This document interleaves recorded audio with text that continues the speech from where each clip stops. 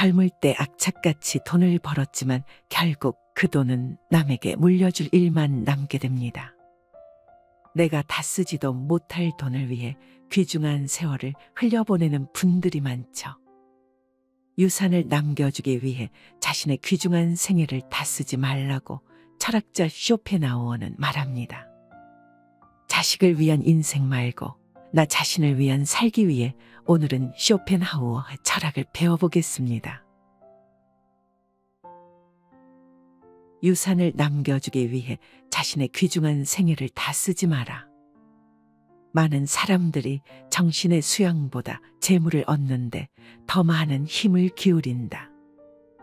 우리들 이웃을 보면 저마다 돈벌이에 바빠서 개미처럼 동으로 뛰고 서로 뛰고 급하게 서두르고 악착 같다. 돈 아니면 거들떠보지 않는 상태로 자신을 방치해버리기도 한다. 사람들은 돈을 벌면 대부분 쌓아두거나 모은 돈을 통해서 더 큰 돈을 벌 생각을 한다. 그리고 그렇게 힘들게 번 돈조차도 향나게 기꺼이 써버리고 만다. 다행히 어떤 사람이 생애를 무사히 마칠 때까지 별탈 없이 돈을 엄청나게 벌었다 치자.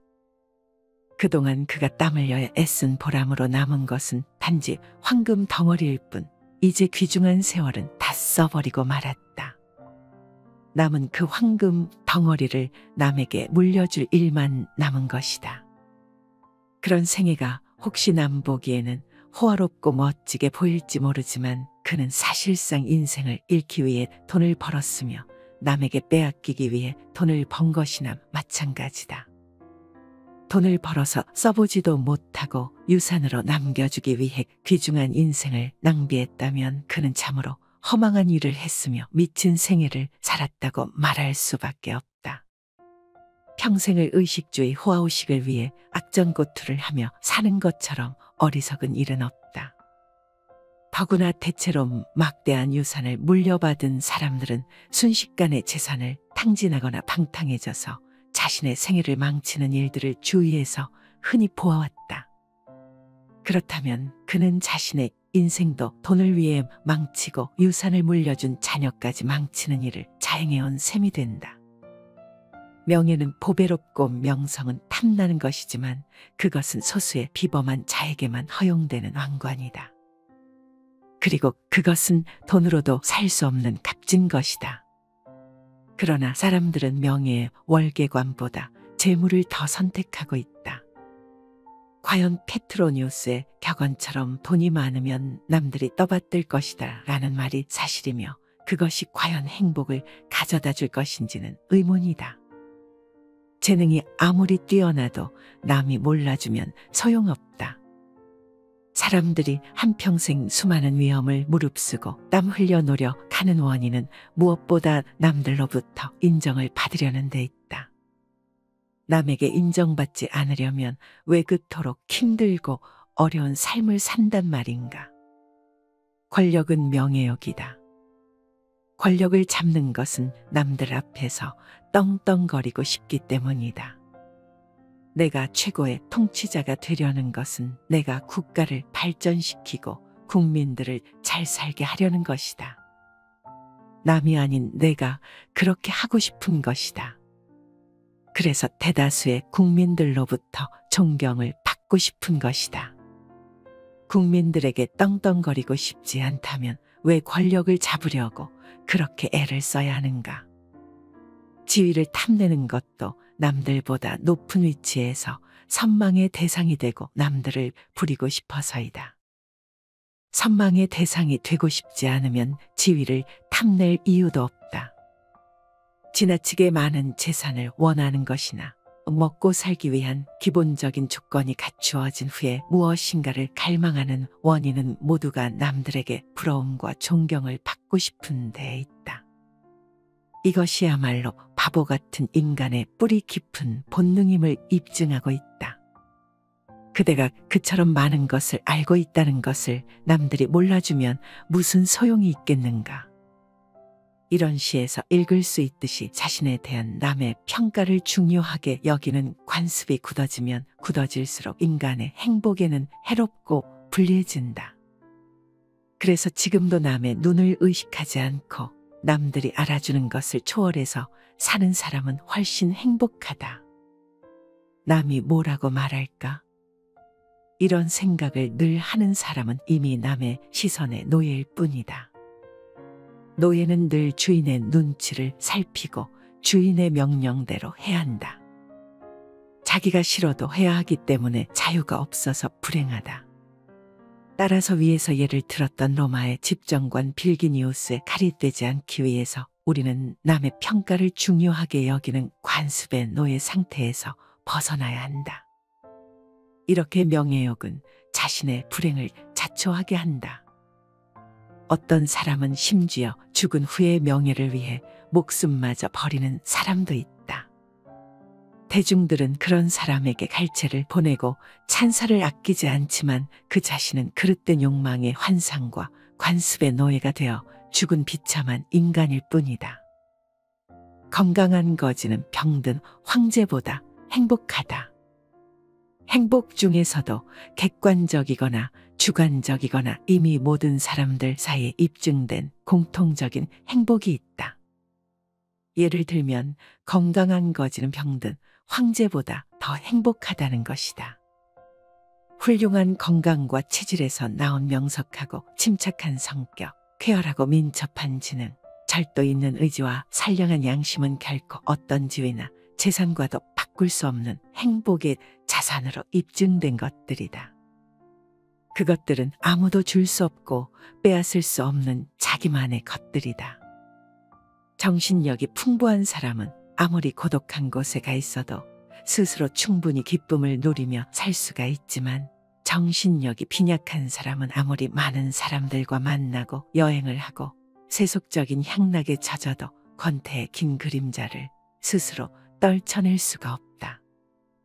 착하고 절제 있는 사람은 아무리 불행한 위치에 빠져도 만족을 느낄 수 있지만 욕심과 시기가 많은 사람은 아무리 재물을 많이 갖고 있어도 스스로 만족할 줄 모른다.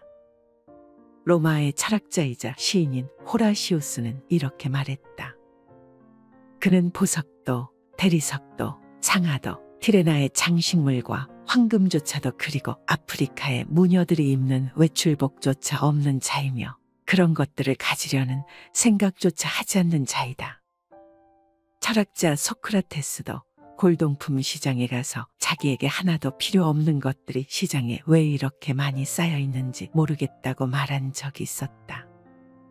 이처럼 인간의 참된 자에서 나오는 인격은 모든 점에서 한결같이 행복에 영향을 끼친다. 그런 참된 자아는 운명의 손에 달려있는 것도 아니고 남에게 빼앗길 염려도 없으며 평생 지니고 살 수 있는 것이다. 이처럼 주관적인 인간의 참된 자아는 시간에 의해 파괴되지 않는 한 인간의 힘으로는 손댈 수 없는 것으로 신이 부여한 영구불멸의 진리이다. 이 부분에 대해서 괴테는 다음과 같은 시를 썼다. 그가 태어난 나를 비워준 태양은 하늘의 이치를 따르기 마련이고 그대 역시 그대를 낳은 운명의 이 법을 쫓아 처음 세상에 외마디 소리를 지른 그날부터 목숨을 이어왔거늘 가령 헤라클레스 같은 강한 체력을 가진 남자가 집안 치닥거리를 하거나 세밀한 수공업이나 정신노동을 하게 되면 자기의 타고난 재능과 능력을 발휘할 수 없어서 평생을 두고 불행하다. 그와 반대로 체력보다 지력이 뛰어난 사람이 육체 노동에 종사하거나 자기 능력과는 상관없는 일을 하게 되면 평생을 그르친다. 거지가 말을 타면 말이 지쳐서 죽는다. 이미 욕망 그 자체로 만들어진 인간이 돈을 가장 중요하게 여기는 것은 조금도 이상한 일이 아니다. 사람들이 권력을 탐내는 것은 결국 돈을 얻는 데는 권력처럼 좋은 수단이 없다는 것을 알고 있기 때문이다. 권력으로는 땡전 한 푼도 얻지 않겠다는 말은 거짓말이다. 오늘날은 철학 교수가 돈을 벌기 위해 자기 철학 이론을 도매금으로 팔아넘기는 판이다. 그런 형편의 돈벌이를 위해 자기가 가진 것을 모두 팔아넘긴다고 해서 나무랄 수도 없는 세상이 되었다. 전에는 돈벌이 자체를 경멸하고 단지 돈만 벌기 위해 무슨 일을 하는 사람들을 비난했지만 이제 돈은 지칠 줄 모르는 프로테우스가 되어 인간의 욕구를 계속 바꿀 수 있는 힘이 되었으므로 사람들이 돈을 소중히 여기는 것이 자연스러운 일이 되었다. 돈이 아닌 다른 소유물은 단지 한 가지 욕구만을 충족시켜준다. 예를 들어 음식은 배를 채워주고 술은 취흥을 돋구고 약은 병을 낫기 위한 환자들에게 요긴한 것이고 모피코트는 추울 때만 필요할 뿐이다. 그 모든 것들은 상대적이지만 돈은 절대적이다. 돈은 한 가지 욕구만 구체적으로 충족시켜주는 것이 아니라 모든 욕구를 추상적으로 충족시켜주고 있다. 현재 자기가 갖고 있는 현금은 눈에 보이지 않는 미래의 재난과 불행을 막아줄 방파제가 되거나 부자들은 이 세상을 마음껏 즐길 수 있는 권리와 의무까지도 소유하게 된다고 생각한다. 그러나 돈이 그런 것들을 할 수 있다고 생각하는 것은 잘못이다. 이렇게 돈을 없어서는 안 될 가장 소중한 가치로 여기는 사람들은 돈을 때로는 공기처럼 숨쉬는데 가장 중요한 요소로 여기기 때문에 돈을 목숨처럼 여겨서 돈이 떨어지면 목숨을 버리기도 한다. 하지만 그 대신 돈을 낭비하지 않고 목숨처럼 소중하고 견실하게 지키기 위해 검소하게 살아가는 자생력을 갖출 수가 있다. 그 대신 전에 가난을 뼈저리게 겪어본 사람이 갑자기 부자가 되면 재산을 덤으로 여겨 향락과 사치에 탕진할 가능성이 많다. 왜냐하면 돈이 떨어지면 전처럼 살면 된다고 여기기 때문이다. 그런 인간의 속성을 셰익스피어는 헨리 6세에서 이렇게 표현했다. 거지가 말을 타면 말이 지쳐서 죽는다. 행복은 내 마음속에 둥지를 틀고 있다. 그리스의 철학자 에피쿠로스의 제자인 메트로도로스는 그의 저서에서 인간의 행복은 대부분 자기 마음에서 비롯된다고 말한다. 행복은 누구나 자기 자신 속에 깃들어 있다. 그래서 행복은 자기가 만들어내는 것이지 외적 사물이나 환경과 조건에 의해서 결정되는 것은 아니라는 뜻이다. 사람마다 느낌과 경험이 모두 달라서 똑같은 환경과 조건에서도 사람들의 생활 방식은 천차만별인데다가 각자가 전혀 다른 세상에서 살고 있다. 이 세상은 모든 인간에게 똑같은 주거 공간이지만 개개인의 삶은 전혀 다르다. 이것은 똑같은 땅에서도 사람들마다 전혀 딴 세계에서 살고 있다는 뜻이다. 그래서 어떤 사람에게는 공허하고 평범한 삶이 어떤 사람에게는 풍부하고 다채롭고 의미 깊은 세상이 되기도 한다. 그런 사실은 괴테나 바이런 등 유명 시인들의 시를 읽어보면 안다. 그들의 시에는 세상을 바라보는 뛰어난 관찰력과 상상력이 깃들어 있다. 시인들은 꽃 하나를 보고 그것을 느끼는 감각이나 표현하는 능력이 다른 사람과 다르다. 그러나 다른 사람들은 그 시인들처럼 똑같은 꽃에서 아름답고 놀라운 소재를 찾아낼 수가 없다. 시인이 꽃에서 찾아낸 아름다움이 그들의 행복이라면 또 다른 어떤 불행한 사람이 똑같은 꽃을 보고 비극의 그림자를 찾아낼 수 있다. 어떤 사람은 꽃에서 웃음을 찾아내고 무관심한 사람은 그 꽃을 그저 무미건조하게 바라볼 뿐이다. 그 이유는 무엇일까? 그것은 꽃이라는 외적 조건이 누군가를 행복하게 하는 것이 아니라 각자가 마음의 눈으로 꽃을 그려내고 있다는 뜻이며 행복이나 불행 역시 외적 조건이 아니라 모두가 자기 마음에서 비롯되고 있다는 것을 잘 말해주고 있다. 아무리 현명한 사람들도 더러운 명예욕에 약하다. 우리들의 행복은 주로 안정된 기분과 흐뭇한 만족감을 뜻한다. 지금의 기분이나 상태가 좀 더 지속되기를 바라는 마음의 상태가 행복이다. 그러나 남의 눈을 의식하는 순간 안정된 기분은 흐트러지고 불만감이 나타난다. 따라서 우리는 행복을 유지하기 위해서는 타인 본위의 허영심을 버려야 한다. 그것이 나 자신의 행복을 증진시키는 방법이다. 만일 우리가 이 허영심을 줄이면 현재의 불행은 50분의 1 정도로 줄어들 것이다. 이 허영심을 없애는 것은 우리들의 육체를 괴롭히는 가시를 뽑아버리는 셈이지만 그것은 선천적인 고질병이어서 버리기가 여간 어려운 일이 아니다. 로마 제국의 역사가 타키투스는 어떠한 현자라도 더러운 명예욕에서 좀처럼 벗어나지 못한다고 말했다. 이처럼 인간의 허영심이란 불행을 자극하는 허망하고 그릇되고 불합리한 것으로 판명되었음에도 불구하고 사람들은 허영심의 노예에서 벗어나지 못하고 그것을 중요하게 여김으로써 얼마나 큰 불행을 겪고 있는가를 깨달아야 한다.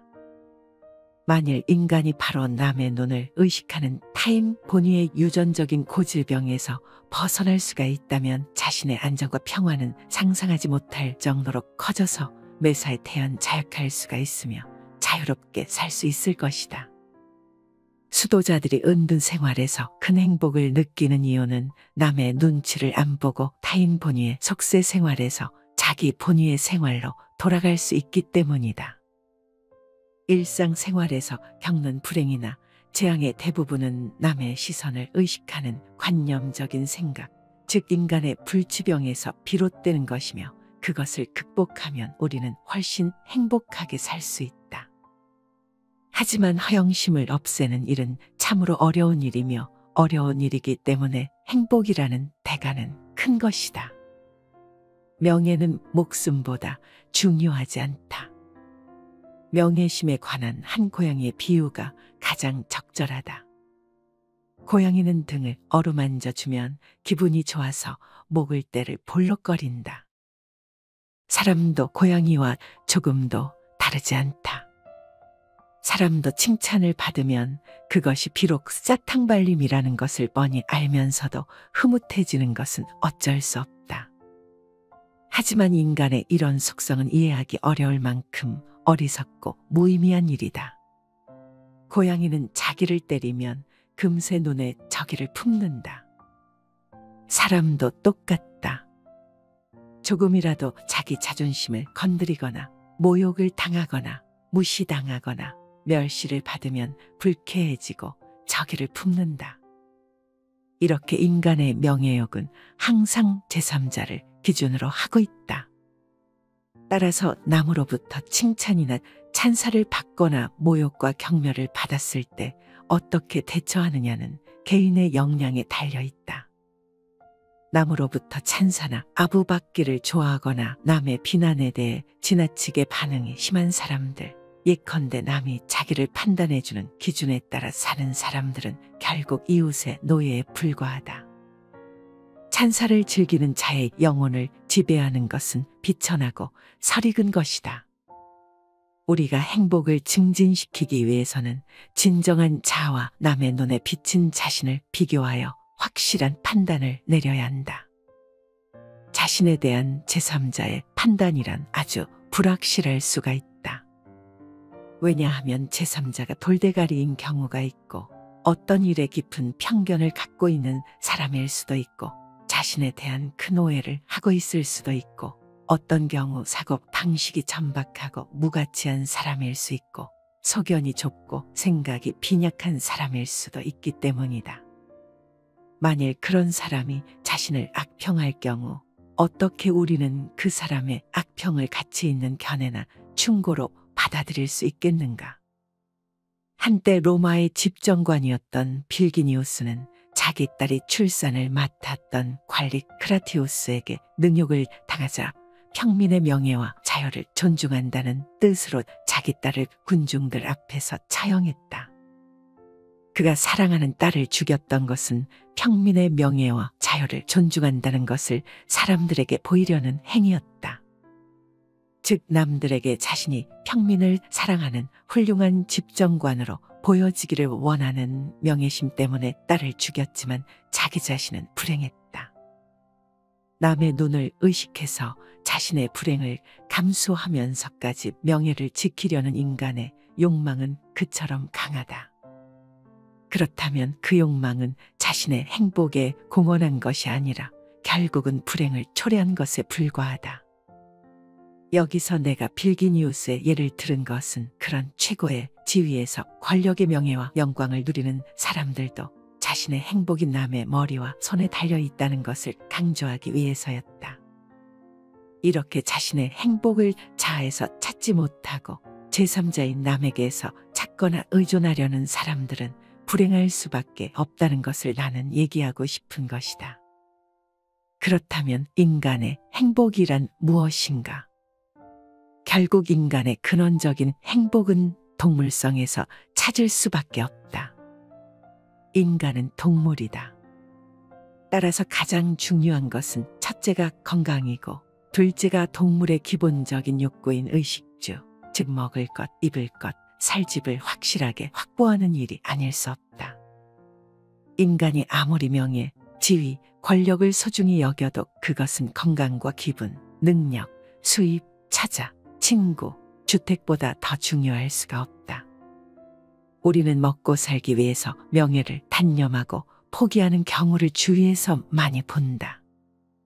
따라서 우리는 명예는 목숨보다 더 중요하다는 말을 해서는 안 된다. 유산을 남겨주기 위해 자신의 귀중한 생애를 다 쓰지 마라. 많은 사람들이 정신의 수양보다 재물을 얻는데 더 많은 힘을 기울인다. 우리들 이웃을 보면 저마다 돈벌이에 바빠서 개미처럼 동으로 뛰고 서로 뛰고 급하게 서두르고 악착 같다. 돈 아니면 거들떠보지 않는 상태로 자신을 방치해버리기도 한다. 사람들은 돈을 벌면 대부분 쌓아두거나 모은 돈을 통해서 더 큰 돈을 벌 생각을 한다. 그리고 그렇게 힘들게 번 돈조차도 향나게 기꺼이 써버리고 만다. 다행히 어떤 사람이 생애를 무사히 마칠 때까지 별탈 없이 돈을 엄청나게 벌었다 치자. 그동안 그가 땀 흘려 애쓴 보람으로 남은 것은 단지 황금 덩어리일 뿐 이제 귀중한 세월은 다 써버리고 말았다. 남은 그 황금 덩어리를 남에게 물려줄 일만 남은 것이다. 그런 생애가 혹시 남 보기에는 호화롭고 멋지게 보일지 모르지만 그는 사실상 인생을 잃기 위해 돈을 벌었으며 남에게 빼앗기기 위해 돈을 번 것이나 마찬가지다. 돈을 벌어서 써보지도 못하고 유산으로 남겨주기 위해 귀중한 인생을 낭비했다면 그는 참으로 허망한 일을 했으며 미친 생애를 살았다고 말할 수밖에 없다. 평생을 의식주의 호화호식을 위해 악전고투를 하며 사는 것처럼 어리석은 일은 없다. 더구나 대체로 막대한 유산을 물려받은 사람들은 순식간에 재산을 탕진하거나 방탕해져서 자신의 생애를 망치는 일들을 주위에서 흔히 보아왔다. 그렇다면 그는 자신의 인생도 돈을 위해 망치고 유산을 물려준 자녀까지 망치는 일을 자행해온 셈이 된다.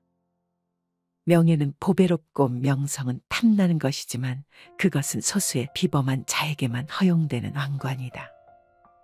그리고 그것은 돈으로도 살 수 없는 값진 것이다. 그러나 사람들은 명예의 월계관보다 재물을 더 선택하고 있다. 과연 페트로니우스의 격언처럼 돈이 많으면 남들이 떠받들 것이다 라는 말이 사실이며 그것이 과연 행복을 가져다 줄 것인지는 의문이다. 재능이 아무리 뛰어나도 남이 몰라주면 소용없다. 사람들이 한평생 수많은 위험을 무릅쓰고 땀 흘려 노력하는 원인은 무엇보다 남들로부터 인정을 받으려는 데 있다. 남에게 인정받지 않으려면 왜 그토록 힘들고 어려운 삶을 산단 말인가. 권력은 명예욕이다. 권력을 잡는 것은 남들 앞에서 떵떵거리고 싶기 때문이다. 내가 최고의 통치자가 되려는 것은 내가 국가를 발전시키고 국민들을 잘 살게 하려는 것이다. 남이 아닌 내가 그렇게 하고 싶은 것이다. 그래서 대다수의 국민들로부터 존경을 받고 싶은 것이다. 국민들에게 떵떵거리고 싶지 않다면 왜 권력을 잡으려고 그렇게 애를 써야 하는가? 지위를 탐내는 것도 남들보다 높은 위치에서 선망의 대상이 되고 남들을 부리고 싶어서이다. 선망의 대상이 되고 싶지 않으면 지위를 탐낼 이유도 없다. 지나치게 많은 재산을 원하는 것이나 먹고 살기 위한 기본적인 조건이 갖추어진 후에 무엇인가를 갈망하는 원인은 모두가 남들에게 부러움과 존경을 받고 싶은 데에 있다. 이것이야말로 바보 같은 인간의 뿌리 깊은 본능임을 입증하고 있다. 그대가 그처럼 많은 것을 알고 있다는 것을 남들이 몰라주면 무슨 소용이 있겠는가. 이런 시에서 읽을 수 있듯이 자신에 대한 남의 평가를 중요하게 여기는 관습이 굳어지면 굳어질수록 인간의 행복에는 해롭고 불리해진다. 그래서 지금도 남의 눈을 의식하지 않고 남들이 알아주는 것을 초월해서 사는 사람은 훨씬 행복하다. 남이 뭐라고 말할까? 이런 생각을 늘 하는 사람은 이미 남의 시선의 노예일 뿐이다. 노예는 늘 주인의 눈치를 살피고 주인의 명령대로 해야 한다. 자기가 싫어도 해야 하기 때문에 자유가 없어서 불행하다. 따라서 위에서 예를 들었던 로마의 집정관 빌기니우스에 가리되지 않기 위해서 우리는 남의 평가를 중요하게 여기는 관습의 노예 상태에서 벗어나야 한다. 이렇게 명예욕은 자신의 불행을 자초하게 한다. 어떤 사람은 심지어 죽은 후의 명예를 위해 목숨마저 버리는 사람도 있다. 대중들은 그런 사람에게 갈채를 보내고 찬사를 아끼지 않지만 그 자신은 그릇된 욕망의 환상과 관습의 노예가 되어 죽은 비참한 인간일 뿐이다. 건강한 거지는 병든 황제보다 행복하다. 행복 중에서도 객관적이거나 주관적이거나 이미 모든 사람들 사이에 입증된 공통적인 행복이 있다. 예를 들면 건강한 거지는 병든 황제보다 더 행복하다는 것이다. 훌륭한 건강과 체질에서 나온 명석하고 침착한 성격, 쾌활하고 민첩한 지능, 절도 있는 의지와 선량한 양심은 결코 어떤 지위나 재산과도 바꿀 수 없는 행복의 자산으로 입증된 것들이다. 그것들은 아무도 줄 수 없고 빼앗을 수 없는 자기만의 것들이다. 정신력이 풍부한 사람은 아무리 고독한 곳에 가 있어도 스스로 충분히 기쁨을 누리며 살 수가 있지만 정신력이 빈약한 사람은 아무리 많은 사람들과 만나고 여행을 하고 세속적인 향락에 젖어도 권태의 긴 그림자를 스스로 떨쳐낼 수가 없다. 착하고 절제 있는 사람은 아무리 불행한 위치에 빠져도 만족을 느낄 수 있지만 욕심과 시기가 많은 사람은 아무리 재물을 많이 갖고 있어도 스스로 만족할 줄 모른다. 로마의 철학자이자 시인인 호라시우스는 이렇게 말했다. 그는 보석도 대리석도 상아도 티레나의 장식물과 황금조차도 그리고 아프리카의 무녀들이 입는 외출복조차 없는 자이며 그런 것들을 가지려는 생각조차 하지 않는 자이다. 철학자 소크라테스도 골동품 시장에 가서 자기에게 하나도 필요 없는 것들이 시장에 왜 이렇게 많이 쌓여 있는지 모르겠다고 말한 적이 있었다. 이처럼 인간의 참된 자에서 나오는 인격은 모든 점에서 한결같이 행복에 영향을 끼친다. 그런 참된 자아는 운명의 손에 달려있는 것도 아니고 남에게 빼앗길 염려도 없으며 평생 지니고 살 수 있는 것이다. 이처럼 주관적인 인간의 참된 자아는 시간에 의해 파괴되지 않는 한 인간의 힘으로는 손댈 수 없는 것으로 신이 부여한 영구불멸의 진리이다. 이 부분에 대해서 괴테는 다음과 같은 시를 썼다. 그가 태어난 나를 비워준 태양은 하늘의 이치를 따르기 마련이고 그대 역시 그대를 낳은 운명의 이 법을 쫓아 처음 세상에 외마디 소리를 지른 그날부터 목숨을 이어왔거늘. 가령 헤라클레스 같은 강한 체력을 가진 남자가 집안 치닥거리를 하거나 세밀한 수공업이나 정신노동을 하게 되면 자기의 타고난 재능과 능력을 발휘할 수 없어서 평생을 두고 불행하다. 그와 반대로 체력보다 지력이 뛰어난 사람이 육체 노동에 종사하거나 자기 능력과는 상관없는 일을 하게 되면 평생을 그르친다. 거지가 말을 타면 말이 지쳐서 죽는다. 이미 욕망 그 자체로 만들어진 인간이 돈을 가장 중요하게 여기는 것은 조금도 이상한 일이 아니다. 사람들이 권력을 탐내는 것은 결국 돈을 얻는 데는 권력처럼 좋은 수단이 없다는 것을 알고 있기 때문이다. 권력으로는 땡전 한 푼도 얻지 않겠다는 말은 거짓말이다. 오늘날은 철학 교수가 돈을 벌기 위해 자기 철학 이론을 도매금으로 팔아넘기는 판이다. 그런 형편의 돈벌이를 위해 자기가 가진 것을 모두 팔아넘긴다고 해서 나무랄 수도 없는 세상이 되었다. 전에는 돈벌이 자체를 경멸하고 단지 돈만 벌기 위해 무슨 일을 하는 사람들을 비난했지만 이제 돈은 지칠 줄 모르는 프로테우스가 되어 인간의 욕구를 계속 바꿀 수 있는 힘이 되었으므로 사람들이 돈을 소중히 여기는 것이 자연스러운 일이 되었다. 돈이 아닌 다른 소유물은 단지 한 가지 욕구만을 충족시켜준다. 예를 들어 음식은 배를 채워주고 술은 취흥을 돋구고 약은 병을 낫기 위한 환자들에게 요긴한 것이고 모피코트는 추울 때만 필요할 뿐이다. 그 모든 것들은 상대적이지만 돈은 절대적이다. 돈은 한 가지 욕구만 구체적으로 충족시켜주는 것이 아니라 모든 욕구를 추상적으로 충족시켜주고 있다. 현재 자기가 갖고 있는 현금은 눈에 보이지 않는 미래의 재난과 불행을 막아줄 방파제가 되거나 부자들은 이 세상을 마음껏 즐길 수 있는 권리와 의무까지도 소유하게 된다고 생각한다. 그러나 돈이 그런 것들을 할 수 있다고 생각하는 것은 잘못이다. 이렇게 돈을 없어서는 안 될 가장 소중한 가치로 여기는 사람들은 돈을 때로는 공기처럼 숨쉬는데 가장 중요한 요소로 여기기 때문에 돈을 목숨처럼 여겨서 돈이 떨어지면 목숨을 버리기도 한다. 하지만 그 대신 돈을 낭비하지 않고 목숨처럼 소중하고 견실하게 지키기 위해 검소하게 살아가는 자생력을 갖출 수가 있다.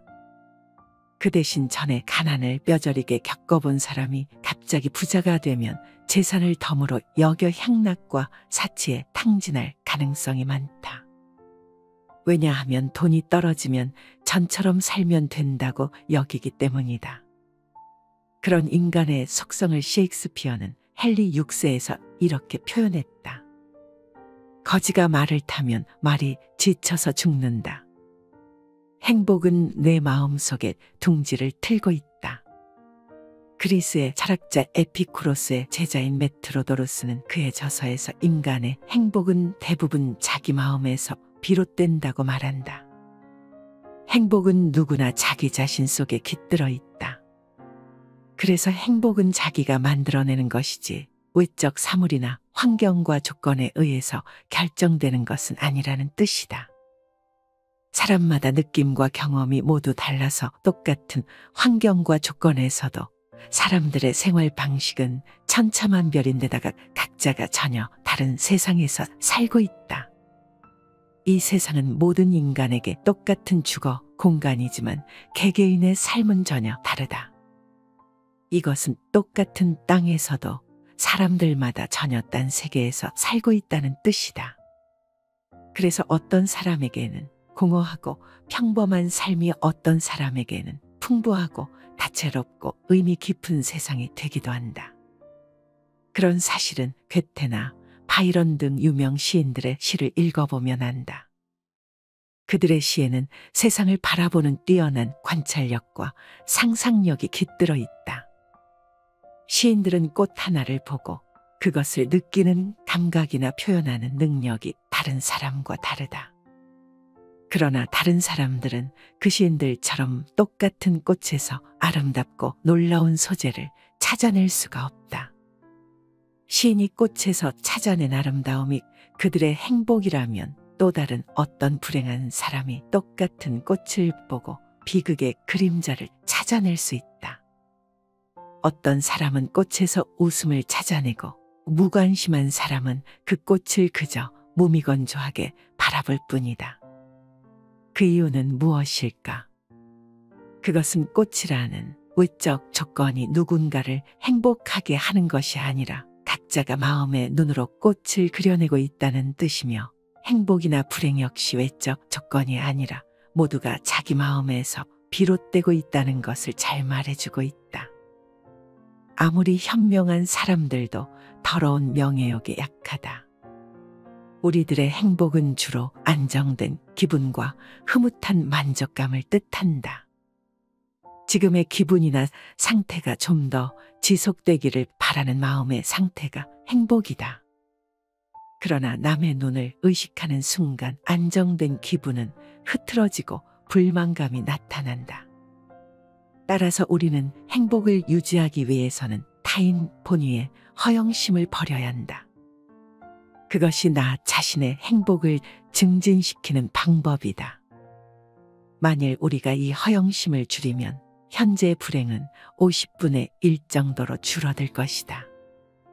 이 허영심을 없애는 것은 우리들의 육체를 괴롭히는 가시를 뽑아버리는 셈이지만, 그것은 선천적인 고질병이어서 버리기가 여간 어려운 일이 아니다.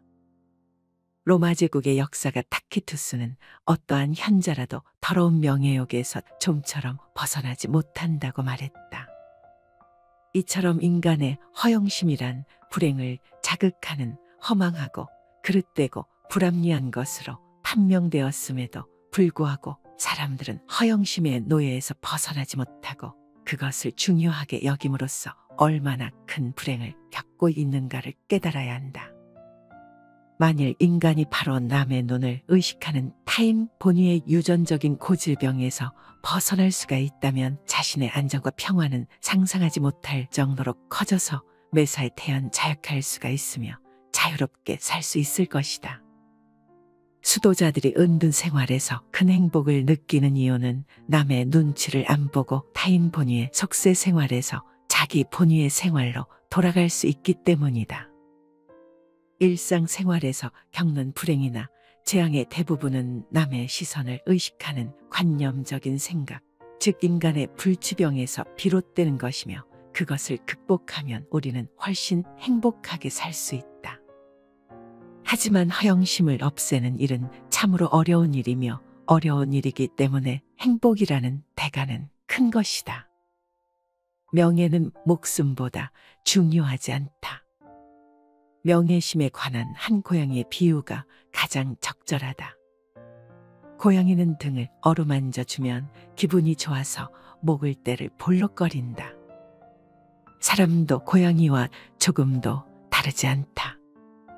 사람도 칭찬을 받으면 그것이 비록 싹탕발림이라는 것을 뻔히 알면서도 흐뭇해지는 것은 어쩔 수 없다. 하지만 인간의 이런 속성은 이해하기 어려울 만큼 어리석고 무의미한 일이다. 고양이는 자기를 때리면 금세 눈에 저기를 품는다. 사람도 똑같다. 조금이라도 자기 자존심을 건드리거나 모욕을 당하거나 무시당하거나 멸시를 받으면 불쾌해지고 저기를 품는다. 이렇게 인간의 명예욕은 항상 제3자를 기준으로 하고 있다. 따라서 남으로부터 칭찬이나 찬사를 받거나 모욕과 경멸을 받았을 때 어떻게 대처하느냐는 개인의 역량에 달려 있다. 남으로부터 찬사나 아부받기를 좋아하거나 남의 비난에 대해 지나치게 반응이 심한 사람들, 예컨대 남이 자기를 판단해주는 기준에 따라 사는 사람들은 결국 이웃의 노예에 불과하다. 찬사를 즐기는 자의 영혼을 지배하는 것은 비천하고 설익은 것이다. 우리가 행복을 증진시키기 위해서는 진정한 자아와 남의 눈에 비친 자신을 비교하여 확실한 판단을 내려야 한다. 자신에 대한 제3자의 판단이란 아주 불확실할 수가 있다. 왜냐하면 제3자가 돌대가리인 경우가 있고, 어떤 일에 깊은 편견을 갖고 있는 사람일 수도 있고, 자신에 대한 큰 오해를 하고 있을 수도 있고, 어떤 경우 사고 방식이 천박하고 무가치한 사람일 수 있고, 소견이 좁고 생각이 빈약한 사람일 수도 있기 때문이다. 만일 그런 사람이 자신을 악평할 경우 어떻게 우리는 그 사람의 악평을 가치 있는 견해나 충고로 받아들일 수 있겠는가? 한때 로마의 집정관이었던 빌기니우스는 자기 딸이 출산을 맡았던 관리 크라티우스에게 능욕을 당하자 평민의 명예와 자유를 존중한다는 뜻으로 자기 딸을 군중들 앞에서 차용했다. 그가 사랑하는 딸을 죽였던 것은 평민의 명예와 자유를 존중한다는 것을 사람들에게 보이려는 행위였다. 즉 남들에게 자신이 평민을 사랑하는 훌륭한 집정관으로 보여지기를 원하는 명예심 때문에 딸을 죽였지만 자기 자신은 불행했다.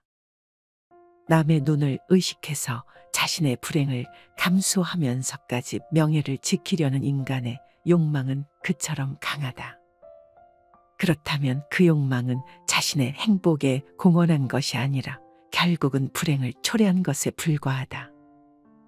여기서 내가 빌기니우스의 예를 들은 것은 그런 최고의 지위에서 권력의 명예와 영광을 누리는 사람들도 자신의 행복이 남의 머리와 손에 달려 있다는 것을 강조하기 위해서였다. 이렇게 자신의 행복을 자아에서 찾지 못하고 제3자인 남에게서 찾거나 의존하려는 사람들은 불행할 수밖에 없다는 것을 나는 얘기하고 싶은 것이다. 그렇다면 인간의 행복이란 무엇인가? 결국 인간의 근원적인 행복은 동물성에서 찾을 수밖에 없다. 인간은 동물이다. 따라서 가장 중요한 것은 첫째가 건강이고 둘째가 동물의 기본적인 욕구인 의식주, 즉 먹을 것, 입을 것, 살 집을 확실하게 확보하는 일이 아닐 수 없다. 인간이 아무리 명예, 지위, 권력을 소중히 여겨도 그것은 건강과 기분, 능력, 수입, 처자, 친구, 주택보다 더 중요할 수가 없다. 우리는 먹고 살기 위해서 명예를 단념하고 포기하는 경우를 주위에서 많이 본다. 따라서 우리는 명예는 목숨보다 더 중요하다는 말을 해서는 안 된다. 유산을 남겨주기 위해 자신의 귀중한 생애를 다 쓰지 마라. 많은 사람들이 정신의 수양보다 재물을 얻는데 더 많은 힘을 기울인다. 우리들 이웃을 보면 저마다 돈벌이에 바빠서 개미처럼 동으로 뛰고 서로 뛰고 급하게 서두르고 악착 같다. 돈 아니면 거들떠보지 않는 상태로 자신을 방치해버리기도 한다. 사람들은 돈을 벌면 대부분 쌓아두거나 모은 돈을 통해서 더 큰 돈을 벌 생각을 한다. 그리고 그렇게 힘들게 번 돈조차도 향나게 기꺼이 써버리고 만다. 다행히 어떤 사람이 생애를 무사히 마칠 때까지 별탈 없이 돈을 엄청나게 벌었다 치자. 그동안 그가 땀 흘려 애쓴 보람으로 남은 것은 단지 황금 덩어리일 뿐 이제 귀중한 세월은 다 써버리고 말았다. 남은 그 황금 덩어리를 남에게 물려줄 일만 남은 것이다. 그런 생애가 혹시 남 보기에는 호화롭고 멋지게 보일지 모르지만 그는 사실상 인생을 잃기 위해 돈을 벌었으며 남에게 빼앗기기 위해 돈을 번 것이나 마찬가지다.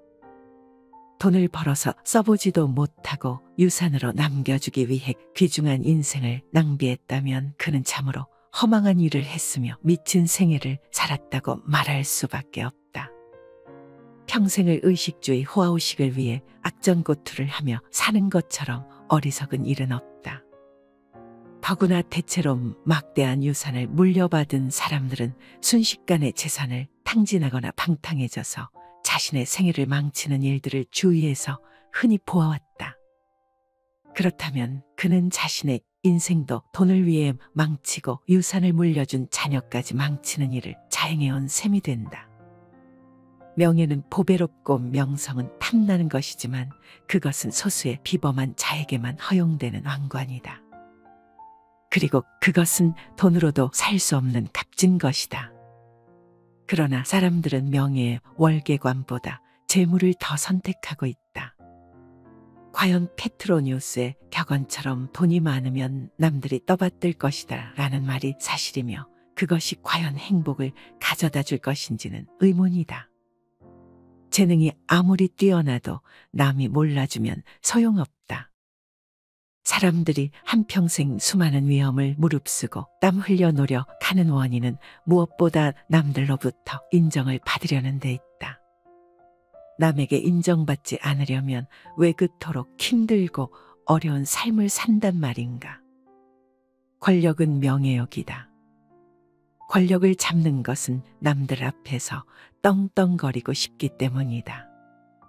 내가 최고의 통치자가 되려는 것은 내가 국가를 발전시키고 국민들을 잘 살게 하려는 것이다. 남이 아닌 내가 그렇게 하고 싶은 것이다.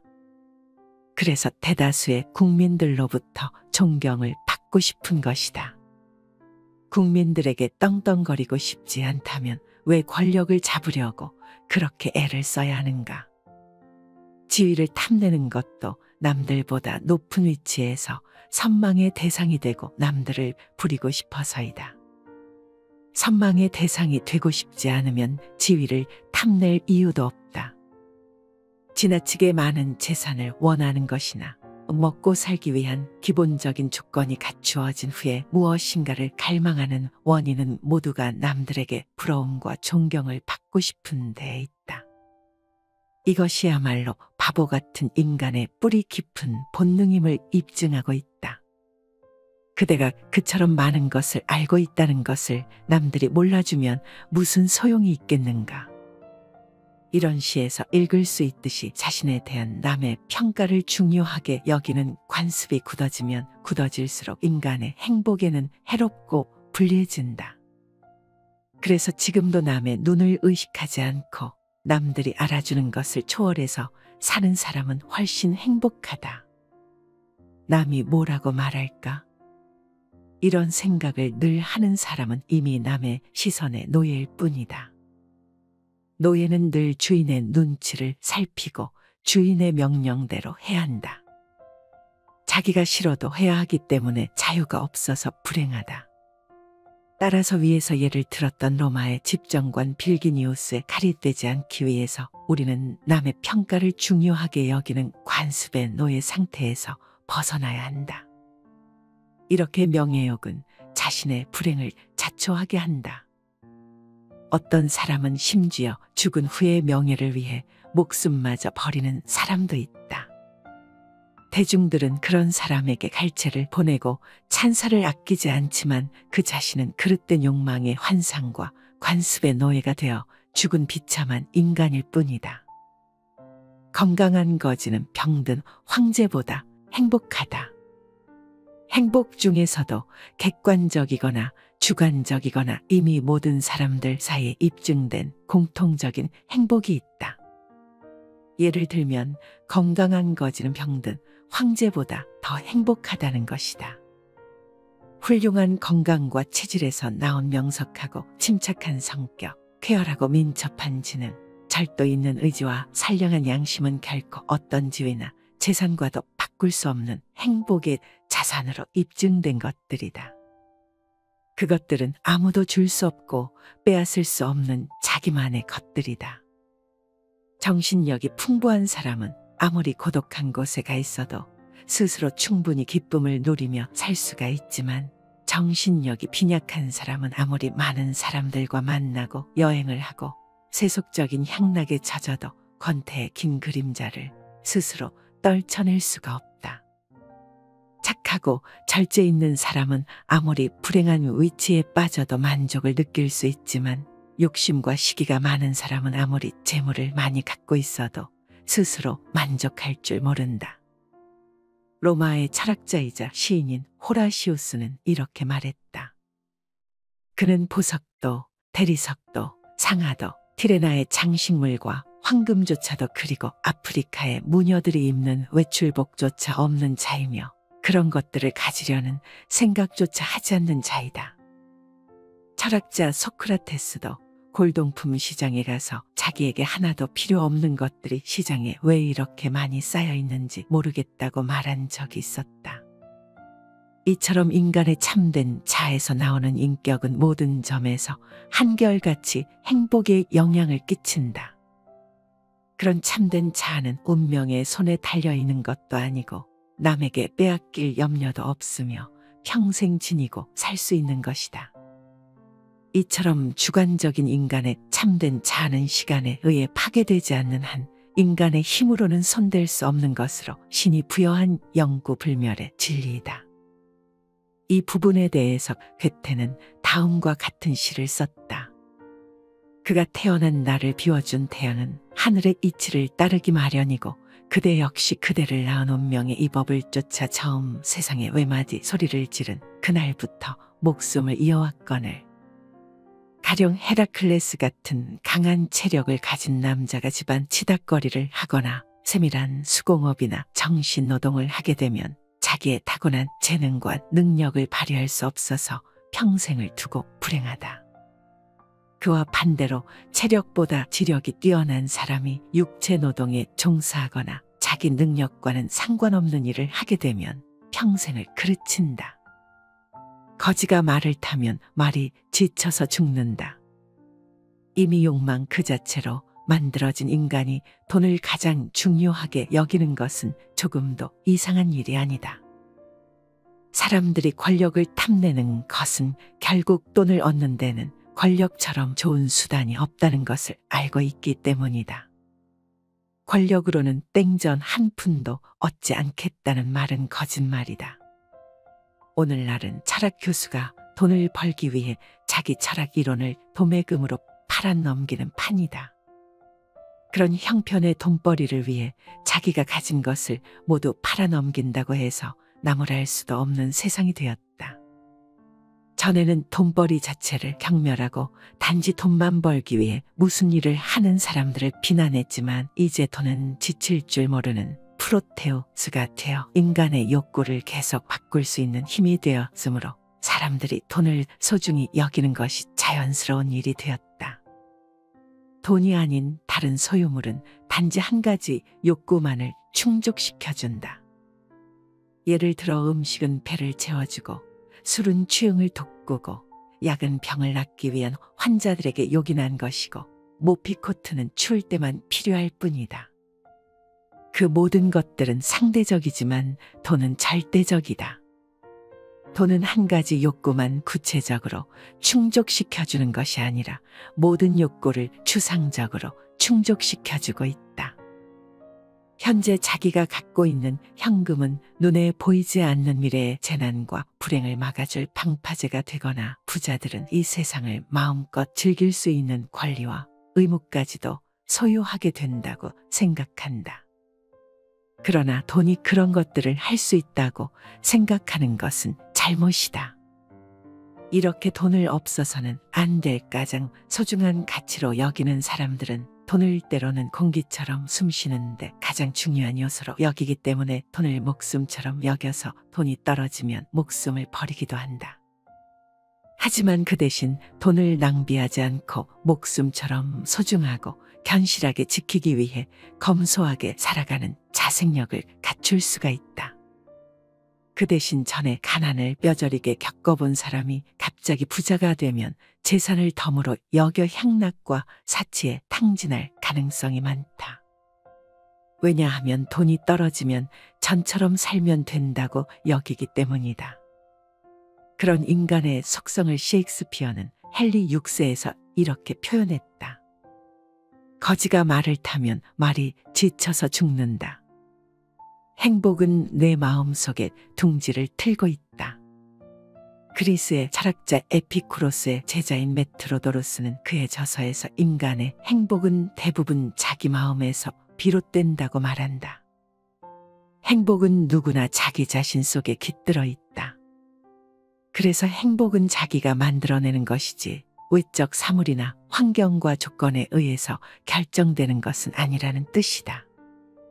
사람마다 느낌과 경험이 모두 달라서 똑같은 환경과 조건에서도 사람들의 생활 방식은 천차만별인데다가 각자가 전혀 다른 세상에서 살고 있다.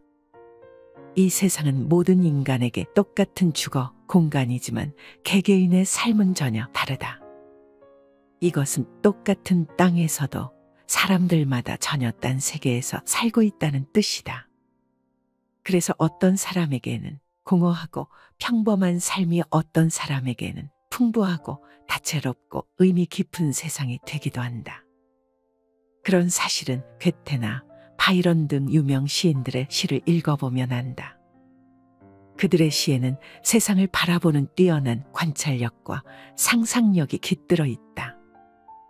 시인들은 꽃 하나를 보고 그것을 느끼는 감각이나 표현하는 능력이 다른 사람과 다르다.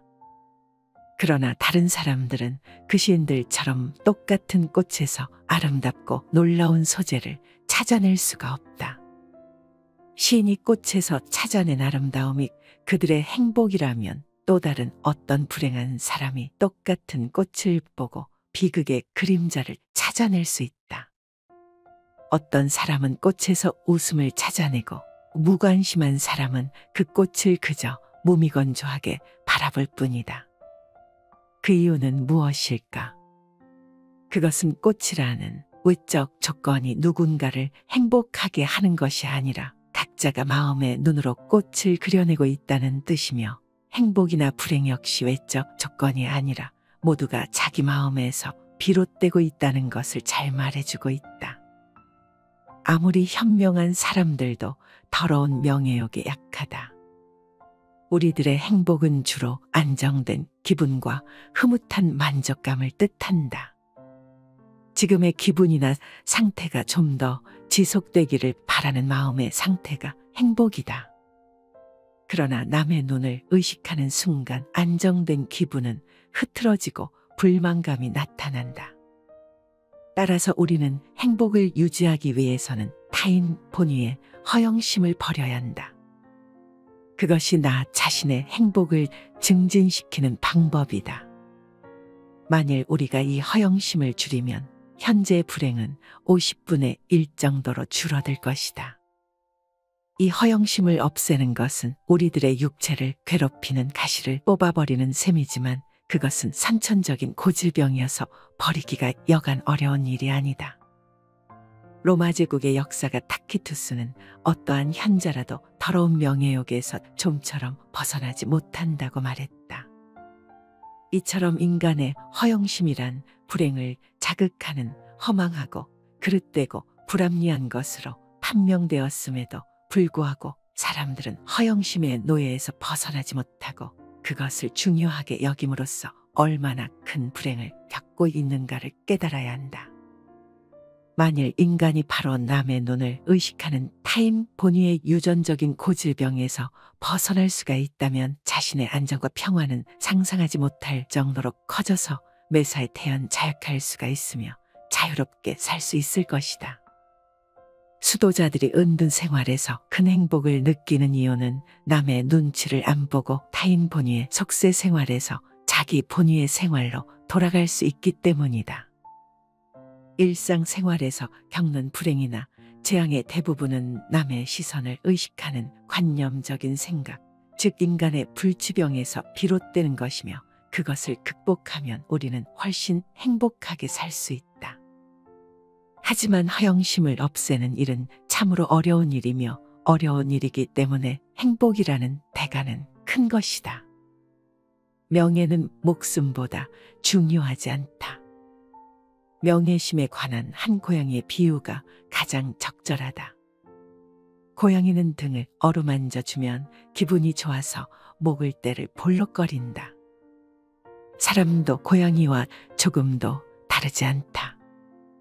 사람도 칭찬을 받으면 그것이 비록 싹탕발림이라는 것을 뻔히 알면서도 흐뭇해지는 것은 어쩔 수 없다. 하지만 인간의 이런 속성은 이해하기 어려울 만큼 어리석고 무의미한 일이다. 고양이는 자기를 때리면 금세 눈에 저기를 품는다. 사람도 똑같다. 조금이라도 자기 자존심을 건드리거나 모욕을 당하거나 무시당하거나 멸시를 받으면 불쾌해지고 저기를 품는다.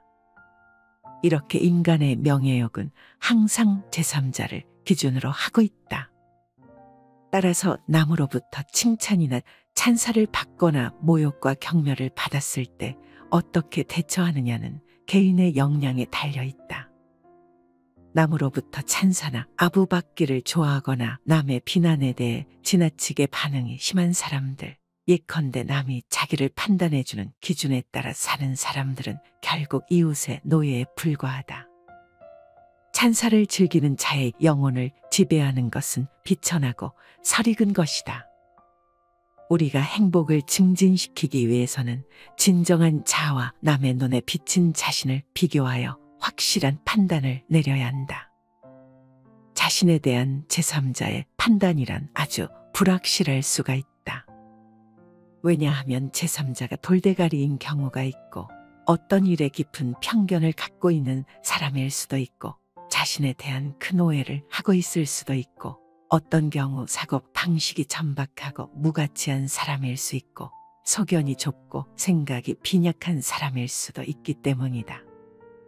만일 그런 사람이 자신을 악평할 경우 어떻게 우리는 그 사람의 악평을 가치 있는 견해나 충고로 받아들일 수 있겠는가? 한때 로마의 집정관이었던 빌기니우스는 자기 딸이 출산을 맡았던 관리 크라티우스에게 능욕을 당하자 평민의 명예와 자유를 존중한다는 뜻으로 자기 딸을 군중들 앞에서 차용했다. 그가 사랑하는 딸을 죽였던 것은 평민의 명예와 자유를 존중한다는 것을 사람들에게 보이려는 행위였다. 즉 남들에게 자신이 평민을 사랑하는 훌륭한 집정관으로 보여지기를 원하는 명예심 때문에 딸을 죽였지만 자기 자신은 불행했다. 남의 눈을 의식해서 자신의 불행을 감수하면서까지 명예를 지키려는 인간의 욕망은 그처럼 강하다. 그렇다면 그 욕망은 자신의 행복에 공헌한 것이 아니라 결국은 불행을 초래한 것에 불과하다. 여기서 내가 빌기니우스의 예를 들은 것은 그런 최고의 지위에서 권력의 명예와 영광을 누리는 사람들도 자신의 행복이 남의 머리와 손에 달려 있다는 것을 강조하기 위해서였다. 이렇게 자신의 행복을 자아에서 찾지 못하고 제3자인 남에게서 찾거나 의존하려는 사람들은 불행할 수밖에 없다는 것을 나는 얘기하고 싶은 것이다. 그렇다면 인간의 행복이란 무엇인가? 결국 인간의 근원적인 행복은 동물성에서 찾을 수밖에 없다. 인간은 동물이다. 따라서 가장 중요한 것은 첫째가 건강이고 둘째가 동물의 기본적인 욕구인 의식주, 즉 먹을 것, 입을 것, 살 집을 확실하게 확보하는 일이 아닐 수 없다. 인간이 아무리 명예, 지위, 권력을 소중히 여겨도 그것은 건강과 기분, 능력, 수입, 처자, 친구, 주택보다 더 중요할 수가 없다. 우리는 먹고 살기 위해서 명예를 단념하고 포기하는 경우를 주위에서 많이 본다. 따라서 우리는 명예는 목숨보다 더 중요하다는 말을 해서는 안 된다.